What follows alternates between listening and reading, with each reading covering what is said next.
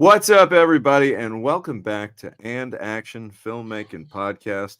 It's episode 72, and today we're talking all about interview techniques. And we're not talking about waterboarding or electroshock therapy, no kind of torture whatsoever. Good old fashioned techniques to get your interview better, whether you're hosting program or giving a documentary series and you need to pull some great info out of your subject. Today's show is guaranteed to make you better at that. But before we get into all that, hope everyone's doing well. I'm Tommy DiNucci, as always, here with my co-host Mikey Messier. Mike, how the hell are you? I'm doing good, Tommy. It's been another good week. I was just swimming outside, buddy, before we did this wonderful show. We're starting at 12:30 Eastern Standard Time today, normally 11 a.m. every Tuesday. And just welcome everyone to the show, and thanks for supporting us. Yeah, we had a little late start today. I had a unavoidable Zoom call that I had to jump on, but it's all in the name of making movies and uh, lining up work, man. I got to tell you, 6 months ago, we were pissing and moaning about the state of the union in strike land, and I can tell you firsthand, boy, times have changed. Just in the last few weeks alone, my phone has been ringing nonstop. There's a lot of projects, a lot of excitement in the air. Can't wait to give off some fun announcements down the road. But today's kind of a fun show because we're talking about interviewing. You know, a lot of people know that key element to any documentary, it's the talking heads, right? You don't Yeah. want to have a lot of them, but it's the subject matter, it's the information that your subject gives you that really makes the documentary and shapes the story. A lot of people might not know this about my good friend, my trusty co-host, but Mike has hosted hundreds and hundreds of events, interviews, television shows, lots of different programs where the primary function, or I guess you could say his main mission, is to interview people, keep them comfortable, keep them relaxed, and get some really great quality content out of them. So Mike is going to kind of lead the ship today. He's kind of like our expert, our resident expert in interviewing people. So we're going to get into a lot of that because I can't tell you enough. I can't stress to you enough. Um, the average person, and hell, even some actors, when you just sit them down in a chair and you have the lights on them and you have the camera on and you record them, suddenly they're not themselves anymore. And you can really get nervous. You can kind of jumble your words a little bit. Even the most charismatic people in the world that I know personally, I've seen them with a camera on them and suddenly they become different. And a lot of that's nerves, but I think a lot of that is the technique in which the interviewer asks the questions, keeps them comfortable, and overall, just you've heard this a million times, but it's like we're just going to have a conversation here. We just want to have a regular conversation. So, Mike, tell us right off the bat with all your experience. Well, first off, maybe tell everyone a little bit about some of the shows that you've hosted. Maybe tell us, some of the more notable people you've interviewed, and then we'll get right into it because I think that this could be really helpful to people, whether you're making a movie or, hey, guess what? This kind of shit works in general conversation too. If you just want to have a conversation with someone, at the supermarket in line, some of these techniques will probably help you just kind of relax people and get them to open up to you. Well, thanks, Tommy. Thanks for that intro. I hosted a show way back when, Mike Messier show. It was a public access show in Rhode Island. Leanne Viner, who became a really good friend of mine, she was the public access coordinator over there, and she basically invited me to start doing a weekly show after I turned in a special, basically. So on that show, Tommy, it was really a free range show. It was on late at night. I had swearing. I had, content that was a little edgy. I would gather films, and this is like the 2005 era. So I would put out on Craigslist in different markets that I was looking for content, and people from the Midwest, from New York, from California would send me their short films. And as far as the interviews go, I remember that the band Skid Row, sans Sebastian Bach, but Skid Row came through town. I had a trusty VX2000 camera at the time. and I just approached their tour bus and asked them if I could interview the band. And it was Snake, I believe the guy's name is Dave. The Snake is the lead guitarist of Skid Row, and they were very inviting, Tommy. So I mean, interviewing the band was great. The Suicide Girls burlesque troupe were just starting up at the time. I went to their first tour. They are so huge now. They've done movies and their website and everything. But I went to 2 live shows of the Suicide Girls and interviewed some of the ladies in the burlesque show. And Randy Couture, the UFC champion, I went down to Mohegan Sun. They gave me a press pass, and I interviewed Randy and another fighter named Nate Quarry. So I guess that's probably where I started with this interview path, Tommy, as just part of what I was doing.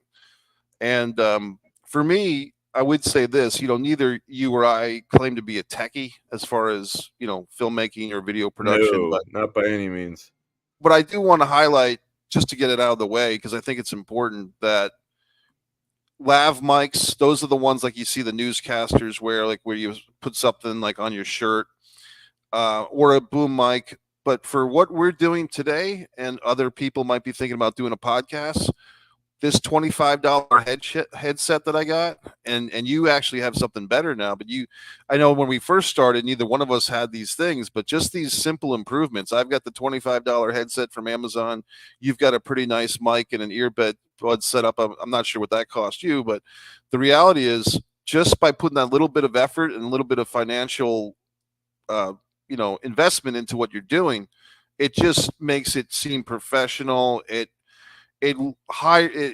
increases your quality so much, and people might scoff at that. Well, I'm not going to do enough podcasts to warrant a headset or a microphone. Well, if you do one, it warrants the $25 investment for a decent, headset. So let me just put that out there first, buddy. And also lighting, our friend Kim Kaling has actually championed me a little bit. I'm putting my light in here because I have these lights now that I use, and I didn't have those until a couple of weeks ago. So I thank Kim for that. And so let's get back to the actual interview process, Tommy, as you were asking me about. I find that... Yeah, let's talk about, what are just some general things, let's say you're sitting someone down, right off the bat, you shake hands. Obviously, let's take it step by step. There's that moment before the interview actually starts. That person, whether they're, your subject for a TV show or if you're doing a documentary, the person walks in the door, you make eye contact, and boom, take it from there. What do you do? I would say even before you get started, Tommy, how you as the interviewer, if you're on camera or not, how you dress is important. For instance, this is kind of my go-to. It's a 2 button-down shirt. It's a short sleeve, but it's kind of somewhere between a formal shirt and a t-shirt, right? So it's typically when we do the show, I just wear a t-shirt, but because a polo shirt. I like that. Yeah. I like that you dressed up for the episode today, Mike. Yeah, well, this is my standard, and we'll get into Messier Montreux. Thank you. That Messier Montreux. Great. You do, not to cut you off, but I just thought it'd be worth a minute to say you do look terrific. Larry just jumped up to even say that he thinks you look great. Hey, Larry. Yeah, you look sharp, and it's a simple, sharp look. No crazy logos, nothing distracting. I believe in some circles that's referred to as a golf shirt. Your simple collared polo shirt. Good start. Yeah, so I mean that became my traditional look for Messier Montreux. And I have about 4 of these shirts, right? So I have a certain look that I feel it's if the guest comes in and the guest is wearing a t-shirt and jeans, I'll fit in. If the guest comes in wearing a sport coat and a suit, or a beautiful woman comes in a dress or whatever, I'll still fit in. So it's kind of a multifunctional look. The thing that I would go to next, Tommy, is sometimes as interviewers, if you are on camera as the interviewer, you may want to invest in a little bit of makeup, even if you're a guy, because I typically have a glistening face. I have kind of an oily complexion. I'm not using that right now, but I mean, if I were on back in Messier Montreux days, sometimes I would basically put a little foundation on, basically so the shine, I'm not shining up in the lights and everything. So that's something that's $2.50. And I'll give credit to Jeff at the time. He was the producer of Messier Montreux. He suggested that for me, So there's those things before you even get on camera. The other thing, Tommy, before the guest even comes in, I'd say do a little bit of research on your guest. You don't need to know their whole life story, but whatever you feel is going to help with the interview subject. Going in cold can be done, and I've done that too, where you know nothing about the guest. But if you can, it doesn't take much effort to Google somebody or to go to their website. And but you'd be amazed. Some people don't even think to do that. So that's kind of the before the steps there, Tommy.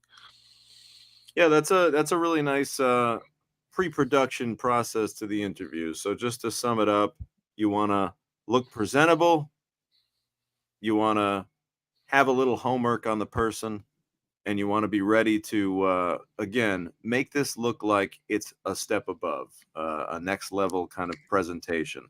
I like that. I like that. I'm sure some people are probably thinking this, and I don't want to get ahead of ourselves, but where do you stand on giving the people the questions in advance? And I'll chime in with my 2 cents on that. I think that obviously there are some situations when you're conducting interviews where the person will request, like, "Hey, I'm not doing the interview unless you tell me what you're asking me. Like, I want to see the questions." But if you had your druthers, Mike, if you had your choice, if I had my choice, I don't want the people to know the answers. I kind of want to catch them in a less than rehearsed kind of a situation and get their natural kind of feelings out. I think that sometimes if you give the questions, yes, you might give the person a minute to think about something because yeah, we've all been there before. Someone's asking you a question and then you say one thing and then on the ride home you're like, "Oh fuck, why didn't I say this?" and you forget. And yeah, maybe if they had a little prep time, they could get you the perfect answer. But I think there's something about that spontaneity that's kind of nice. What do you think, Mike? I'm in accordance with you on this one, Tommy. I don't like to give questions in advance, and I think during the 200 episodes of Messier Mantra or thereabouts, I think 2 guests asked for questions beforehand. And so for those guests, I said, okay, for whatever reason, this is important to them. And I sat there and I thought of like 4 or 5 questions. But even when we got on the show, I didn't have the questions printed up in front of me. I just kind of memorized the 4 or 5 questions and was very casual about it. I think the other thing, Tommy, is for the most part, when I do interviews, it's with people in entertainment, whether it's sports or filmmaking. I haven't interviewed politicians. I would say that if anyone out there is going to do a political podcast or something like that, it might be a different story. That might be different. Yeah, they might wanna get the questions first to make sure that you're not gonna ask them anything that would make them look foolish or put them in a poor light. Yes. So I think context is king, as we've heard, many times by our buddy there, Eric Bischoff. And the other thing, Tommy, I would say is as far as making guests comfortable, I always had a little gimmick line, and I don't think I had to use it on you because you and I were friendly by then. But what I would say to a guest when they would come into the show, and I would even tell them that I was going to do this on the show, if they had a last name that was even a little bit hard to pronounce, I would introduce them, say their name as best I could. Right. And then the running gimmick was, did I say your name right? And the idea is I'm kind of being a little self-effacing towards myself as the host. I'm also giving the guest right off the bat the opportunity to correct me. If I'm a little bit wrong or not, it's either they get the upper hand right away, which is going to make them feel confident, or if I did nail the name correctly, then it's like a mutual confidence. So either way, it's a winning line. Did I say your name right? And then it's kind of a nice Yeah, that icebreaker. th that will only, the only way that doesn't work is if you interview someone very fucking famous, like Billy Joel. Joel, is it? Did I say that right? Joel? Billy Joel? Yeah. But yeah, no, that's a good opener. That's a good liner. Couple other little things that I can think of because we're gonna try to take this like step by step. In the beginning, provide this sounds crazy, sounds simple, but like, have a water, for the guest. If you have the means to, if you're, able to offer them a coffee, can I get you a coffee? Can I get you a water? If there's something that, sometimes you'll be conducting an interview in a studio, maybe you'll have some snacks. Maybe, we call it crafty in the movie world. Can I get you a snack? You a little hungry before we get started? And I think it's good to find that one little in. I'm not saying be a fucking comedian. because sometimes when you try to be funny, it totally backfires.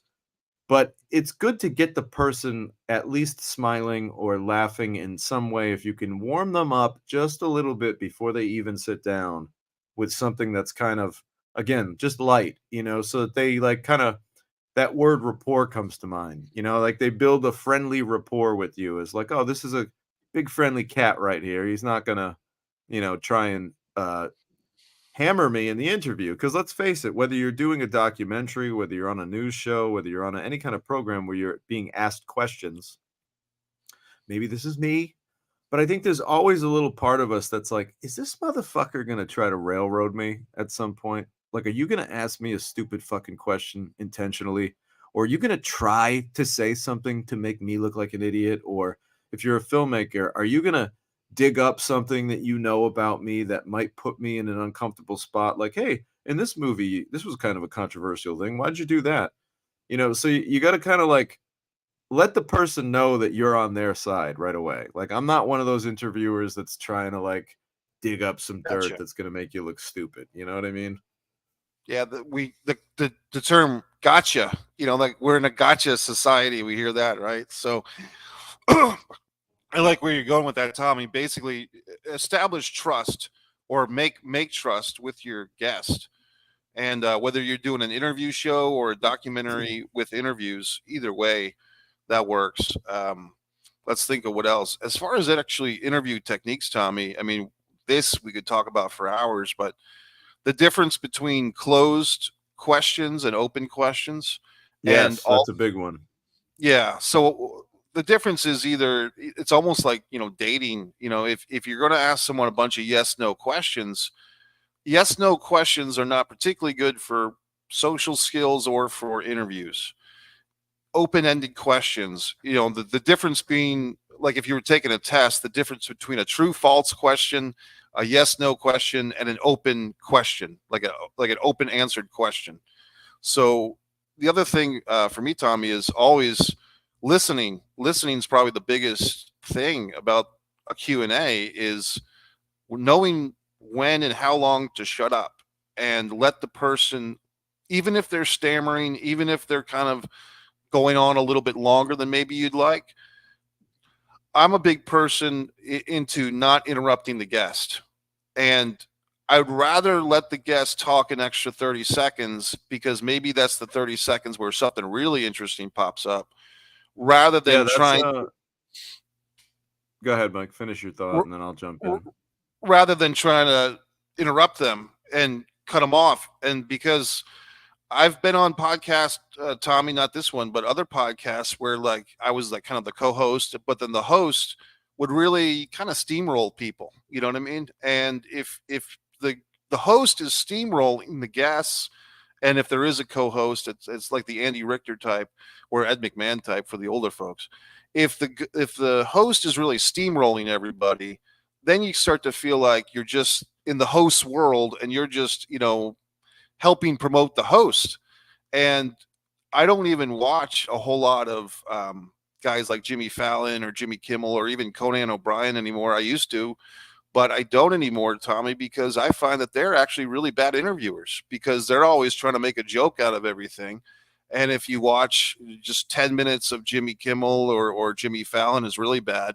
Anytime the interview subject says anything, they cut them off and they go into a comedy routine, and then the audience is being told to laugh with cue cards. So my point is, stuff like that no longer interests me. I think the days of Johnny Carson and Dave Letterman and Jay Leno are over. And but anyway, that's just a rant. So Well, yeah, I think that you said a mouthful there. Let's back it up. I think that listening is a key element to it, but I think we can get into that. That's more like phase 2, phase 3. We'll get into that. But one of the things that you said that kind of stuck out to me is just making sure that the guest knows that it's all about them. Like, this isn't, yes, it's your show, yes, it's your documentary, but really we're here to talk to them. So the other important thing that you said is open-ended questions. Make sure you engineer. I think engineering your questions is everything in the interview. To me, um not that we're trying to lead the witness at all here, but if you're making a documentary, at least for me, I write all of my documentary scripts ahead of time, even before I conduct the interviews. And when I write these documentaries, I kind of write it with a portion open so that, okay, this is where this person's going to talk about X, name that thing. And there's always a direction that I kind of hope the person's going to go in. And there's some in my mind, I can hear the sound bites that I hope that they'll hit.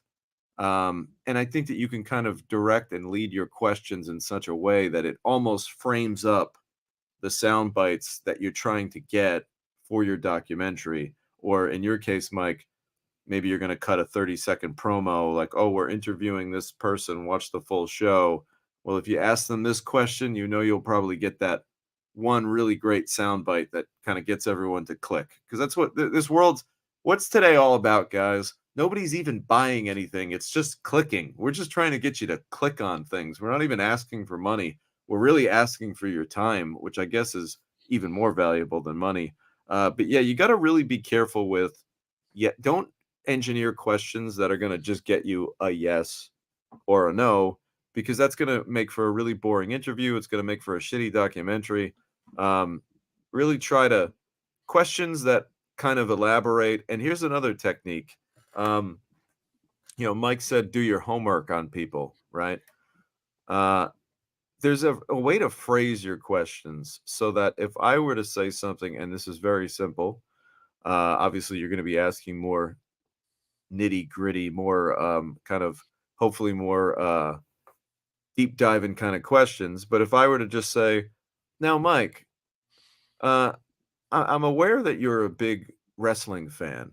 Could you tell us a little bit more about wrestling and how you became a fan of wrestling? See what I just did there? Like, I stated a fact. I stated that we know you like this. Could you tell us more about? See that phrase right there? Could you tell us more about? That's a great fucking phrase that doesn't come off as aggressive or abrasive. And you're almost winking at the person, being like, don't just fucking say yes or no. I'm saying, could you tell us more about? And then you say, could you tell us more about how you got into wrestling and maybe some of your favorite things about wrestling? See, like, you kind of hit them with like what I call a question combo, Right. where it's like, I'm almost giving them the ideas of some of the directions they can take their thoughts in. Like, you love wrestling. Tell us about when you got into wrestling and what's your favorite thing about wrestling. So now this person who, let's face it, not everyone's great on camera. We've already established that. Well, now you're giving this person almost like a little menu of things to talk about that they can easily elaborate on. That's awesome advice, Tommy. And yeah, and you and I were talking, I think yesterday or the day before, before we locked in for this episode. And one pet peeve of mine with other interview hosts is the French tradition of stating a sentence and then adding the word no with a question mark at the end. And, as a Frenchman, I can say this, but Tommy, you like apples, no? Tommy, apples are your favorite fruit, no? And to me, that puts Tommy at a disadvantage and also kind of puts you on the spot, because either you're going to blindly agree, yes, Mike, apples are my favorite fruit, or you're going to say, Mike, you're totally wrong. Oranges are my favorite fruit. How dare you say that apples are my favorite fruit?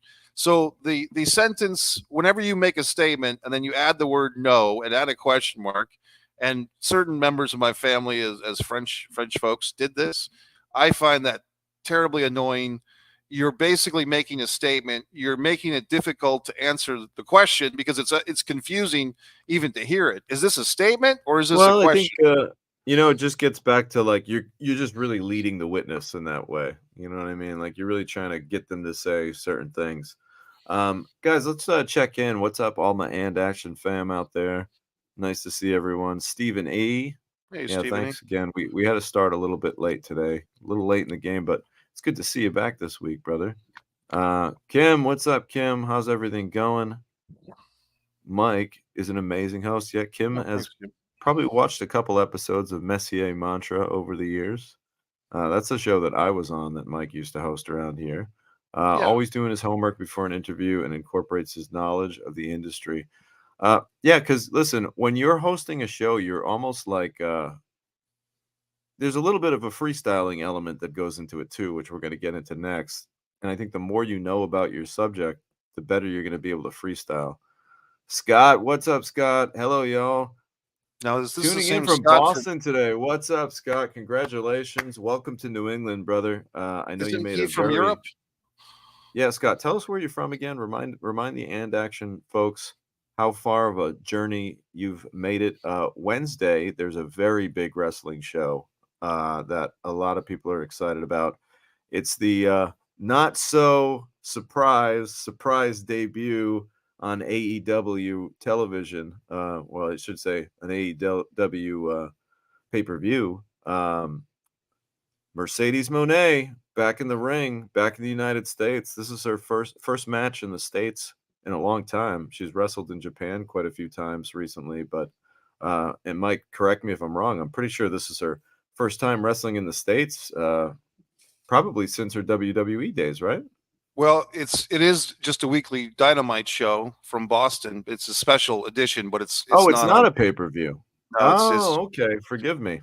it's the weekly Dynamite, and Mercedes Monet, of course, one of the stars of your film The Collective, along with I believe Don Johnson.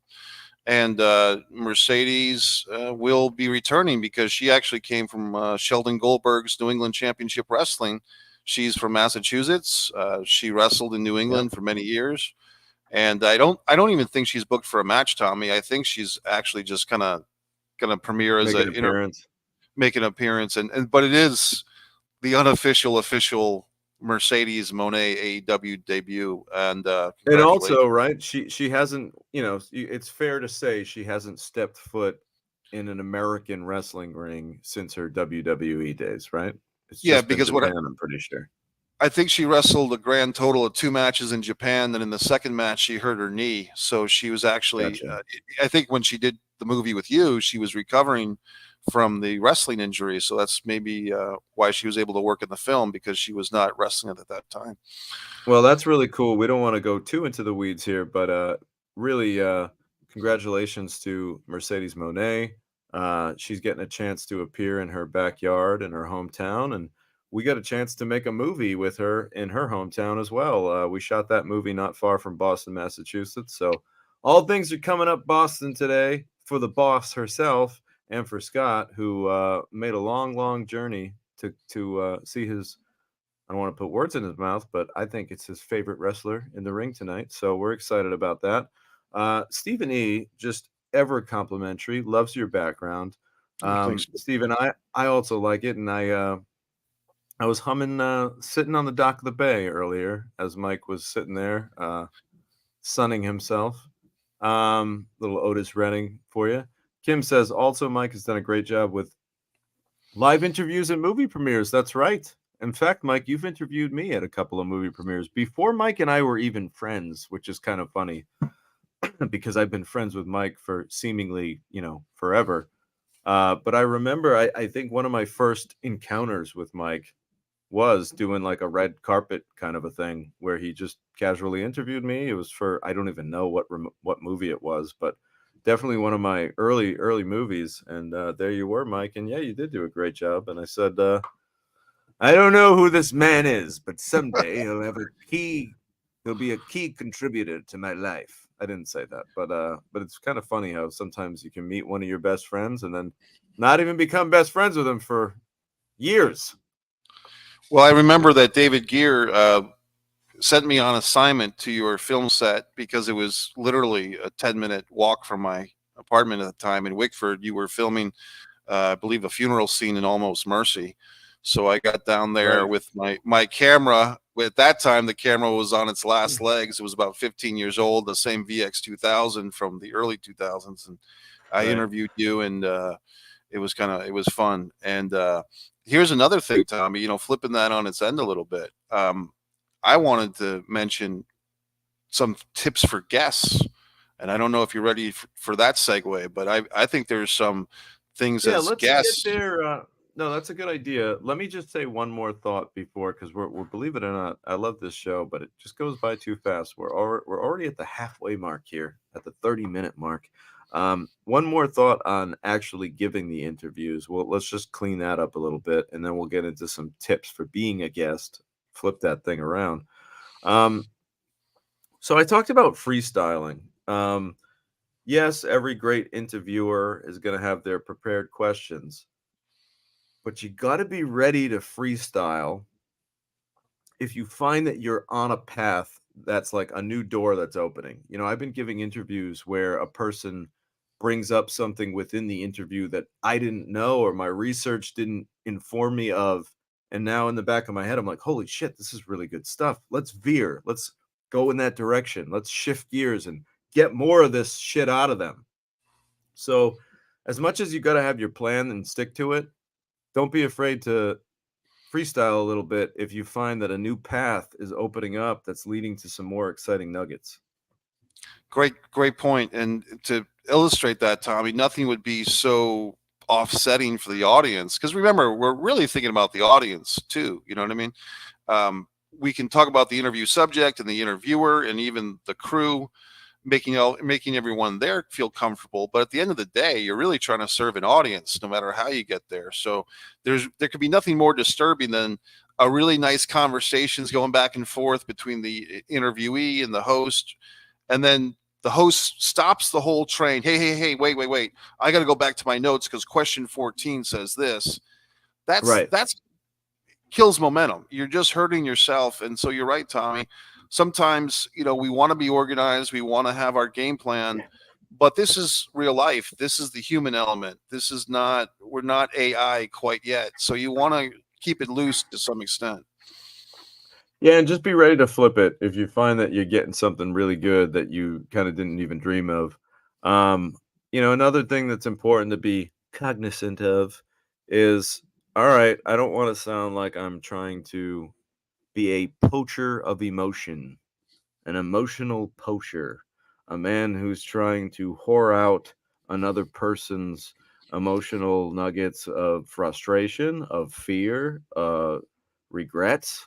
But I have conducted interviews in documentaries. I'm not going to name names, but I could tell that I'm striking a little nerve. I can tell that the questions that I'm asking are invoking some kind of response that may not be deemed as a positive response.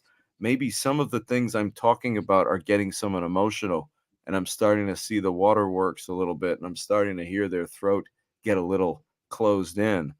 Well, listen, you don't want to hit them too hard, but if you feel that, yes, you want to be respectful to the person, but you're also being a storyteller. You're trying to get a story out. So if in your interview you can sense that, like, ooh, gets this person a little emotional to talk about this.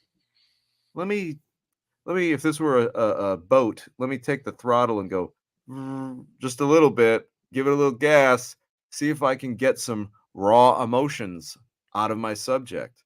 Again, all right, I'll just come out and say it. I'm trying to make him cry, okay? If I wanted to try to make someone cry in the interview, find those little things that you can kind of almost sense it. It's like watching that show. What is it? Where you're what's the TV show where he's looking up like people's tendencies and nuances? Uses it. The Mentalist. You got to get a little. Yeah, you get a little mentalist on them and you start body language, Mike. You just said it. Start paying attention to their body language. You'll be able to tell if something makes them a little nervous, or if, hey, sometimes you might want this, but like if you could tell like it's going to get them to snap a little bit and maybe say something angry. One of my favorite shows is Dateline. I also love 2020. And those are just good old-fashioned interview shows. And one of the things that those interviewers do so well, of course, my favorite is Keith. Keith Morrison is the fucking best at this, but they don't take any bullshit usually. Andrea Canning, is it? I got to get her actual name, but she's also terrific at this. But like, if a person gives them a bullshit answer in the interview, they don't just like let it live. They don't just like let it go. I should say. They'll be like, like, if you're like, well, look, I never tried calling the person. The person never called me, so I thought they weren't in trouble. Well, didn't you think that maybe you should check on them though? You didn't think that you should check on them? oh well, I tried to check on him. You know what I mean? Like these are different instances where like you can tell like when they can sense their subject on the ropes and pulling some bullshit out. And if they want, they'll drop it on them and they'll not allow for an easy escape. And I think that you got to be assertive when you're giving an interview. And no, you don't want to be rude, but again, it's your job to get the facts for the audience. So if you can tell that your subject is trying to wiggle out of something, don't let them out that easy. Tommy, that's some great examples. I'll give an example that comes to mind while you're speaking. The Alec Baldwin interview from about a year and a half, 2 years ago, basically 4 or 5 months after that horrible accident. Alec Baldwin made a real big legal mistake. For some reason, he volunteered, I think it was even his idea, to come on to a major network, I want to say ABC, and basically do an hour-long program, but basically 45 minutes of which was an interview with him. And he probably thought, well, I'm going to do this interview and I'm going to, win the Clear my name, win the court of public appeal, gain sympathy. And it was a complete disaster. Any legal lawyer, Smith and Smith from wherever could have told them, don't do this, because anything you could say in this interview you might slip, and it's just not a good idea. It's totally unnecessary. And what you were saying about the interviewers that you were mentioning, not letting the guests slide, in this case, whoever the interviewer was, I thought did a fairly competent job of repeating the questions, so Baldwin really had to be clear on what he was stating. You know what I mean? So if that can be dug up on YouTube or wherever, I would love to watch that again, because I watched it at the time and I couldn't believe that this guy, with this touchy of a subject matter, was doing this, and he did. So well, who knows? In his defense, maybe he wasn't even in his right mind. I mean, that was a pretty crazy tragedy that he had to be a part of. So my hearts go out to, the victims and the families and all the people that got to deal with that. That's I'm not giving anyone any kind of a layer of protective sugar coating, but I've seen accidents happen on movie sets, and it's an awful thing. And I just, I hope justice is served on that one. But yeah, probably not the best idea to openly discuss little legal advice, guys. Yeah. Not a lawyer, not a guy who gets into a ton of trouble.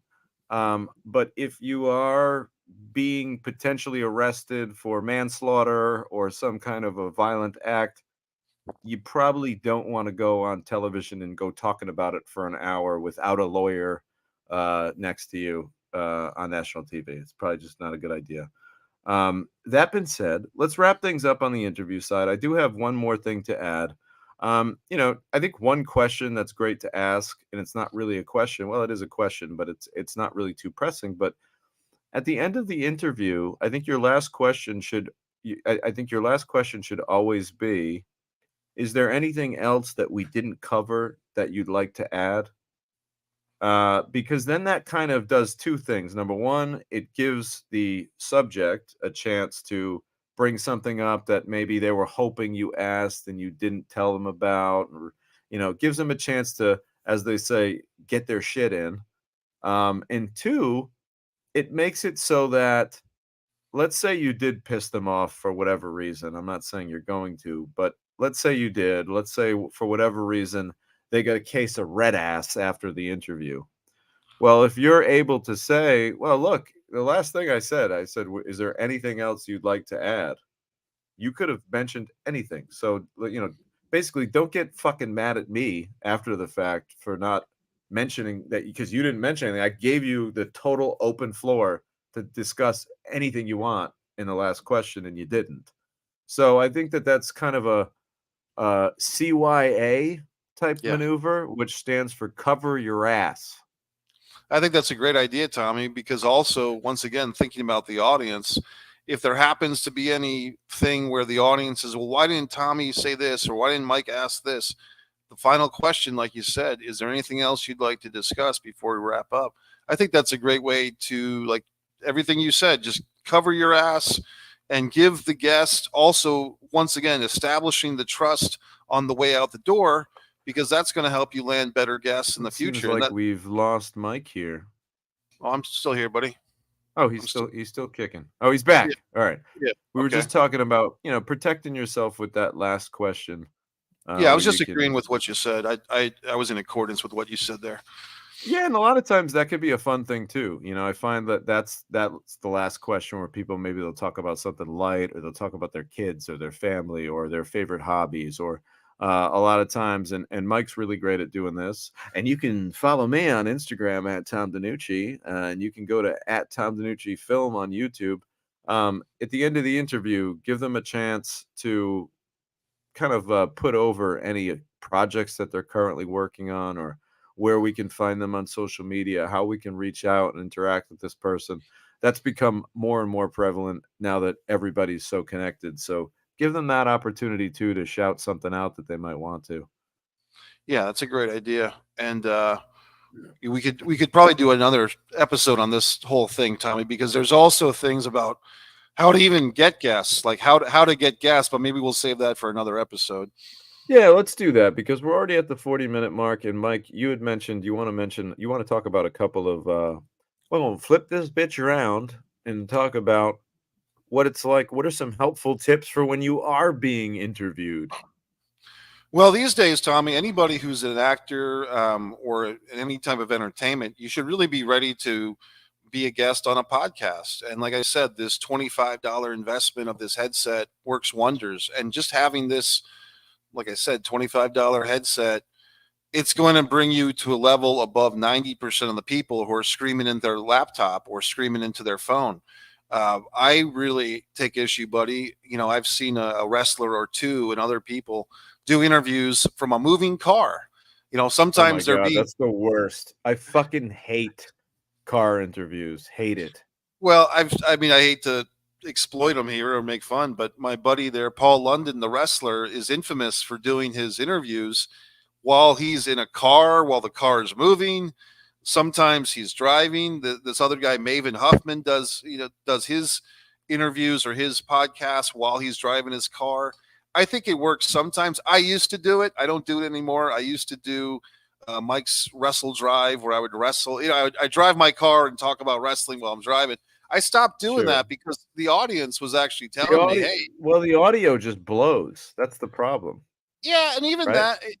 Well, for me, I talked so loudly that the audio wasn't the issue. It was that the audience was actually like concerned I was going to get into a car accident. And like I would Right. say, I'm driving on a road where there's nobody because I'm driving in Rhode Island at 2 o'clock in the morning from the beach to my apartment. But people were still kind of upset because it felt dangerous, even though it wasn't. So I'd say the moving car gimmick as a guest, or if you're doing a little, YouTube rant, don't do that. I've stopped. The other thing, Tommy, I've had this issue both as the interview subject and the interviewer. And here it is. You ask a question, and then, or a question is asked, and then there's a 25-minute answer. So I remember doing that as a guest to my buddy Jojo Gator. He and his co-host asked me a question, and I proceeded to tell them my whole life story. And at the end Yeah. of the interview, the female co-host said, "Oh, Mike, this was so much fun. You basically came here, interviewed yourself." And I think she was being complimentary, but I really thought about it, and I'm like, okay, I goofed up because I was so anxious, as you said, to get my shit in, that I steamrolled the hosts and I just started interviewing myself, and then karma is our friend, right? Because 10 years later, I'm doing Messier Mantra, actually interviewing an actor that worked with you and I, Tommy, and something. And I asked one question: how'd you get started into acting? And the guest talked for 25 minutes. And then I said, okay, well, now we're out of time. Can you Yeah. plug the movie we just We're did we're together? desperately out of time. Yeah, no, I got you, man. It's tough. I think a lot of people don't realize that. It's kind of funny. I remember being interviewed by, I want to say it was 92 Pro FM, or one of the radio shows around here for Vault. And I went into the show with Theo Rossi, and they asked me like one question, and I'm probably exaggerating. In my mind, it felt like a 5-minute response, but it probably was like a 2 or 3-minute response, which in the radio world, fucking 2 or 3 minutes, that could be your whole segment practically in radio. And I remember he just looked at me after and he goes, and Theo's always like you know, he's the closest thing I have to a legitimate like big brother in the sense that like he does not sugarcoat stuff with me. It's all in the instance. It's all in the with his heart's always in the right place, and it's always with the intentions of making me better. But he just looks at me and he goes, "Bro, sound bites, man. You gotta talk in sound bites. What are you doing?"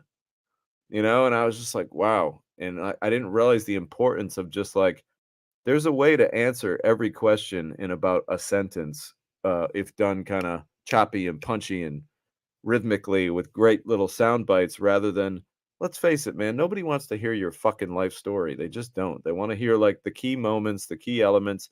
And here's the thing, if they do want to hear your life story, that's why they have things like long form podcasts, autobiographies. There are ways to get it, but for the most part, I think what Mike is getting at is, as I fucking ramble on myself here, is just stick to your points and get the fuck out. Less is always going to be more. Always.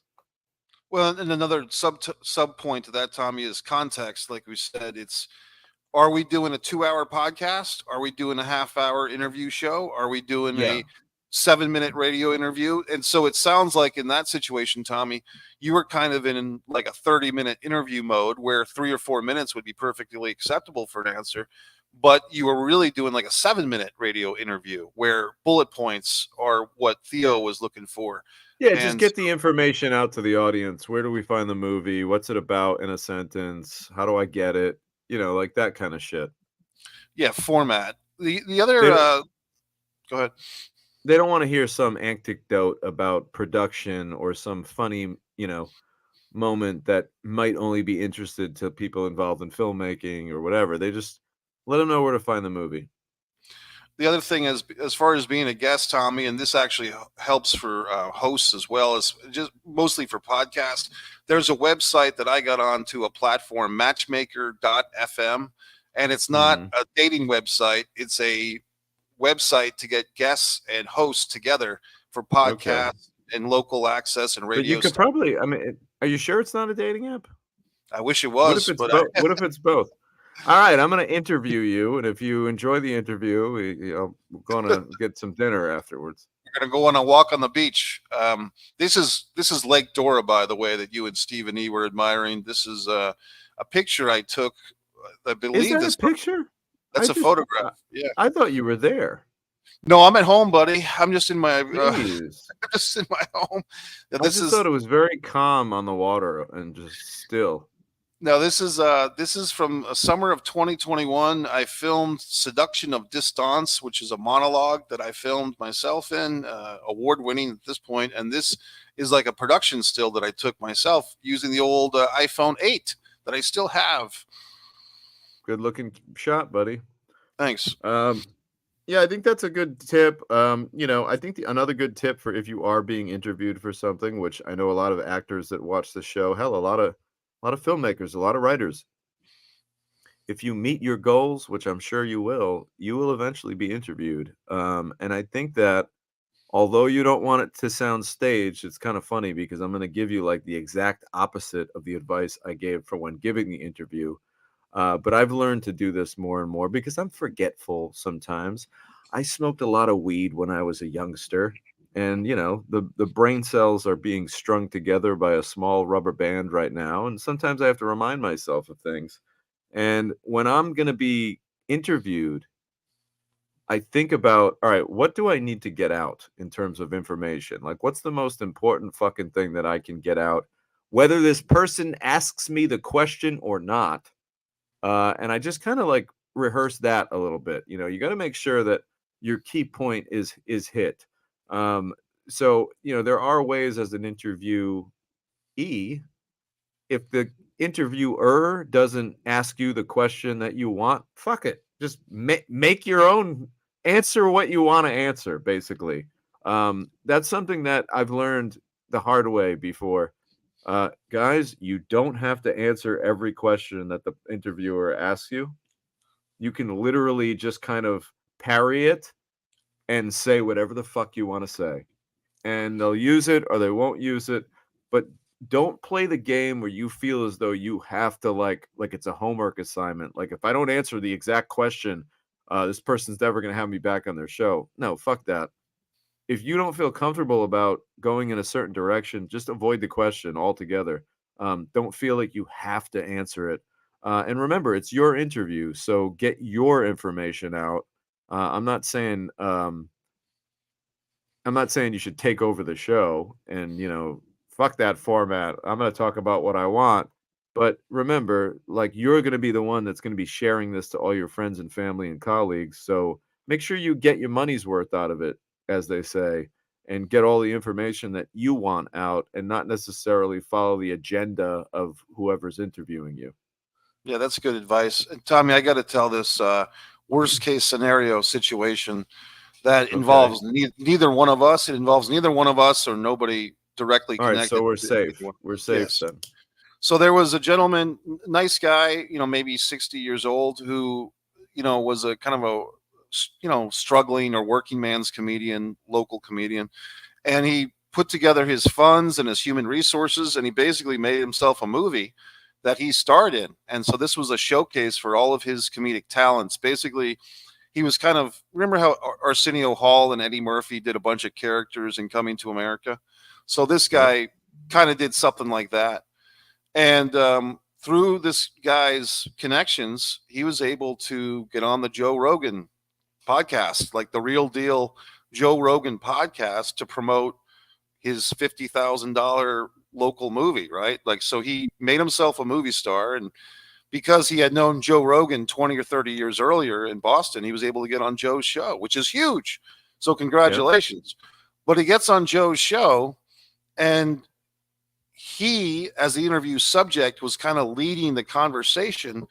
And for the first basically hour of their conversation, it was, oh, remember Joey, what's his face from Boston back in 1997? And remember that lady that told that joke? They're telling all these old Dick Doherty comedy stories from the 80s and 90s and the early 2000s. They're basically having like inside baseball about the Boston comedy scene from 15 years earlier. And I actually knew some of the stuff, Tommy, because I had seen some of this stuff, as a fan, as an audience member. But I'm basically thinking these guys are losing 99% of the audience. Right. And, at the end of the interview, which was really just two guys bullshitting like in a barbershop, Joe Rogan says, oh, and by the way, you've got a movie coming out, don't you?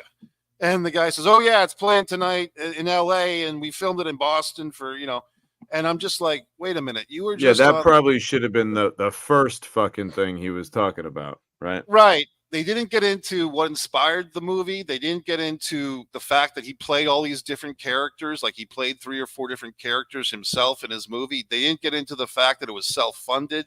They didn't get into the fact that he's an older guy at this point, and this could finally be his big break.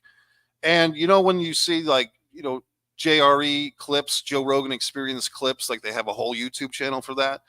This particular episode is never highlighted in any of those clips because there's no highlights, because the guy blew it. And I'm sitting there like, I'm pulling for the guy.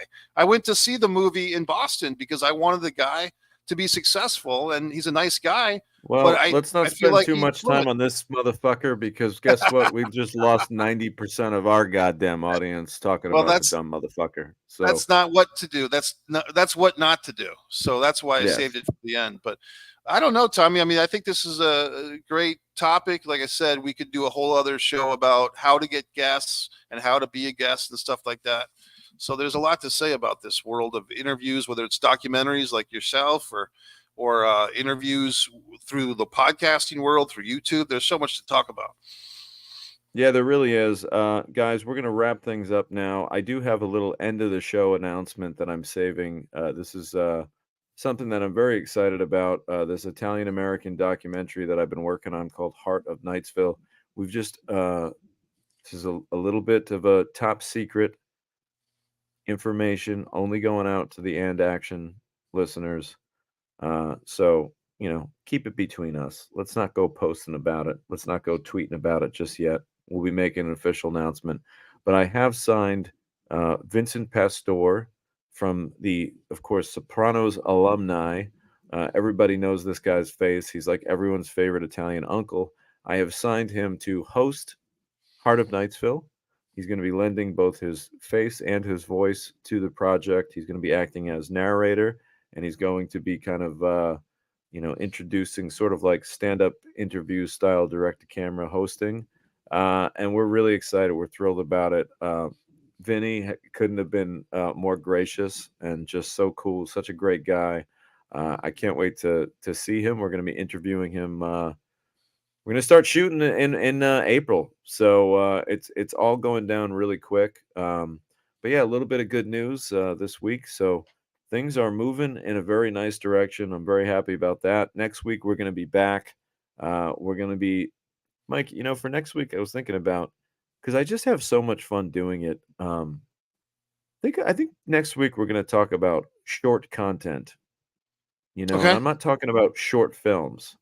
I'm talking about like YouTube shorts. I'm talking about TikTok videos. I'm talking about Instagram videos. I want to try and talk about cracking the code to that short content and what it takes to go viral, what it takes to really get all those eyes on it. Some people put out these videos and in one night their social media account goes from outhouse to penthouse, and suddenly, with the right video, you can get a million views and all these likes and all these different kind of input. So I don't have the answers on this one, guys. Otherwise, I'd have millions of videos on my videos. I just want to talk about some of the short content that I've created recently in the last year or so, the successes, the failures, and we'll kind of have just like an open discussion on what makes these videos work, what makes them not work. So we're all talking about shorts next week, and we're not talking about short films. We're talking about good old fashioned social media content. I think that'd be a fun discussion, Mike. What do you think? Yeah, I think if we're thinking the same thing, like 60 seconds or less, basically, and think about YouTube Exactly. Shorts. Oh, sounds good. Looking forward to it. All right, cool. Well, everybody, Mike, tell us where we can follow you, and then ask me where I can be followed, and we'll go home. Yeah, I think if people just go down to MikeMessier.com and sorry, Tommy, I'm choking up. I'm so excited. People go to He's emotional. MikeMessier.com. Yeah, you've hit the bullet points like Geraldo. So go to MikeMessier.com. Scroll to the bottom. You see my novels: Fight or Play Basketball, A Distance from Avalon, Kate Spain's Bad Girls with Good Tattoos, and my film advice book. And then on YouTube, it's one Mike Messier for my movie rant reviews, which have been getting a little bit popular. One Man in a Camera Films for my short films and feature length film, Blood Sugar Sedace. And one Pro Wrestling and Sports Fan for the Stephen E's of the world that like pro wrestling. I've got a lot of good wrestling and sports. I'm adding some more sports stuff in there as well. And Tommy, what about yourself? I know you're on Instagram and Facebook, and you got the Woodhaven Media. Tell me all about it. Yeah, you can find me at Tom DiNucci. That's TomDenUcci on Instagram or on YouTube right here on this very channel that you're watching. If you haven't already, don't forget to subscribe and click that notifications bell so that your phone will start squawking every time we come on here and chirp away. We really appreciate it, guys. Again, thank you to everybody who's been watching along. Stephen E., Ariana, who said, brevity is the soul of wit. That's a great quote and 1000% accurate. Kim, thank you for always being there. Shout out to Scott. I hope you have an awesome time in Boston watching Miss Monet do her thing. And everybody just have a great week. Spring is just about to be sprung up in this bitch, and I can't wait. So, good things ahead for all of us. And we will see you next week on episode 73 of And Action. Bye, guys. Thanks again. Thanks.